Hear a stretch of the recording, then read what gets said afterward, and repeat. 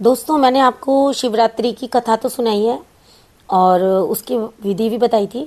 अभी मैं सदगुरु के हिसाब से कि शिवरात्रि क्यों मनाई जाती है उसके बारे में मैं बात करती हूँ। सदगुरु शिव की रात शिवरात्रि के बारे में बताते हैं। वे समझाते हैं कि ये रात मानव शरीर को संपूर्ण बनाने के लिए एक शक्तिशाली संभावना प्रदान करती है।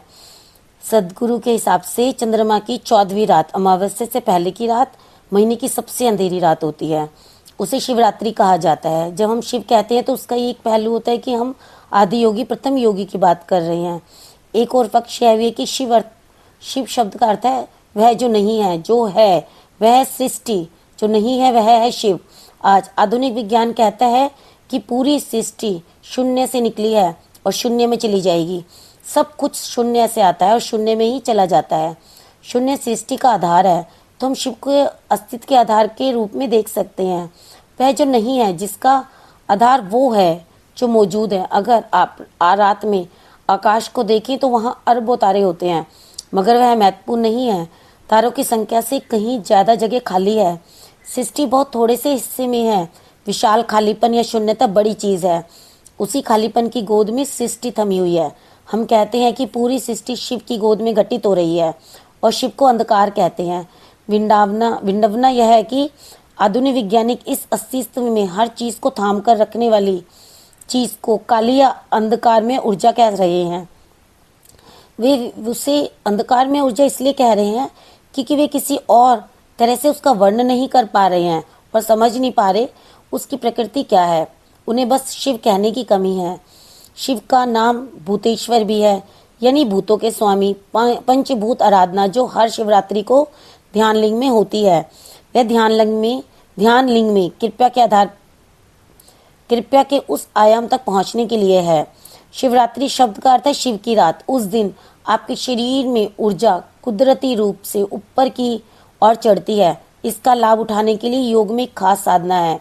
मूल रूप से चाहे वह एक मानव शरीर हो या एक ब्राह्मणीय निकाय, मुख्य रूप से वे पंचभूत या 5 तत्वों यानी पृथ्वी, जल, अग्नि, वायु और आकाश से ही बने हैं, जिसे आप मैं कहते हैं। वह सिर्फ इन 5 तत्वों की शरारत है।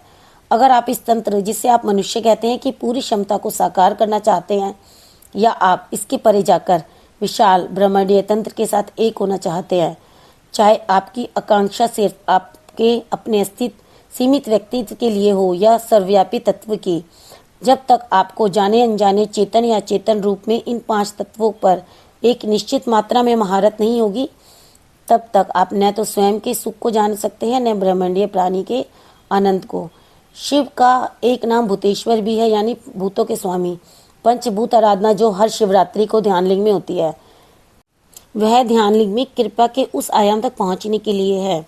पंचभूत आराधना एक शक्तिशाली संभावना पैदा करती है जहां आप अपनी प्रणाली को एकीकृत कर सकते हैं और अपने शरीर में पंच तत्वों के अधिक बेहतर तरीके से जुड़ने के लिए उचित स्थिति पैदा कर सकते हैं।